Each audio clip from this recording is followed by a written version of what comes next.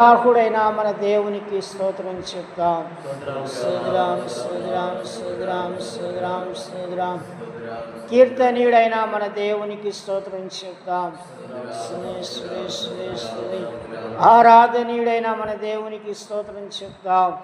స్తోత్రం స్తోత్రం స్తోత్రం స్తోత్రం స్తోత్రం స్తోత్రం. శ్రీమంతుడైన మన యేసయ్యకు స్తోత్రం చెప్తాం. స్తోత్రం స్తోత్రం స్తోత్రం స్తోత్రం. జ్యోతిర్మయుడైన మన యేసయ్యకు స్తోత్రం చెప్తాం.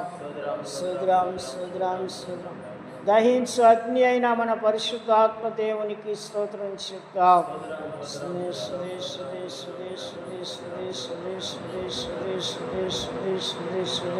సత్యస్వరూపుడైన మన పరిశుద్ధాత్మ దేవునికి స్తోత్రం చెప్తాం.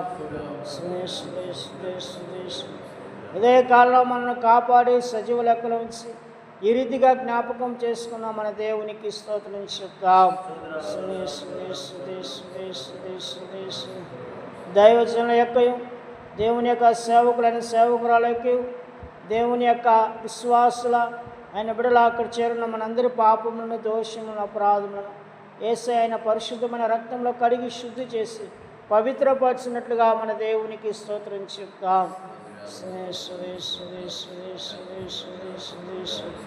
పరిశుద్ధాత్మ అభిషేకం లేని ఆయన సేవకులకును మరి ఆయన విశ్వాసులకు ఆయన బిడ్డలకు మనకు పరిశుద్ధాత్మ చేత అభిషేకించి బలపరిచినట్టుగా దేవునికి స్తోత్రం చెప్తాం.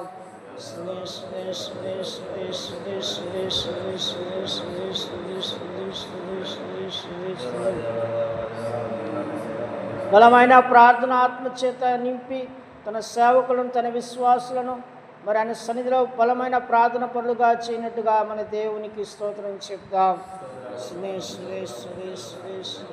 దేవుని సేవకులైన విశ్వాసులు ప్రతిరోజు బైబిల్ చదువుకొని ధ్యానించుకుంటూ ప్రకటిస్తూ దేవుని వాక్యం అనుసారంగా నడిపించబడినట్లుగా మన దేవునికి స్తోత్రం చెప్తాం.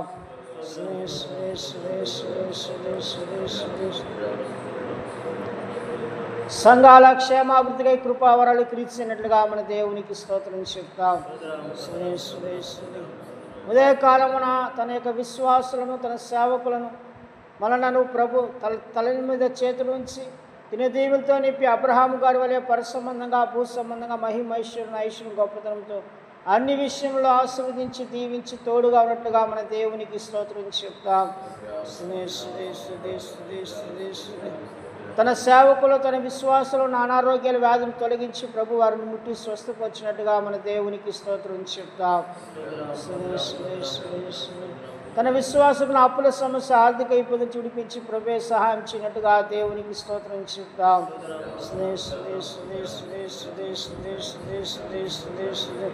తన సేవకులలో తన విశ్వాసుల వారి కుటుంబాలలో నెమ్మదిని సమాధానమును కలుగు చేయనట్టుగా క్రీస్తు ప్రేమను కలుగు చేయనట్టుగా మన దేవునికి స్తోత్రం చెప్తాం.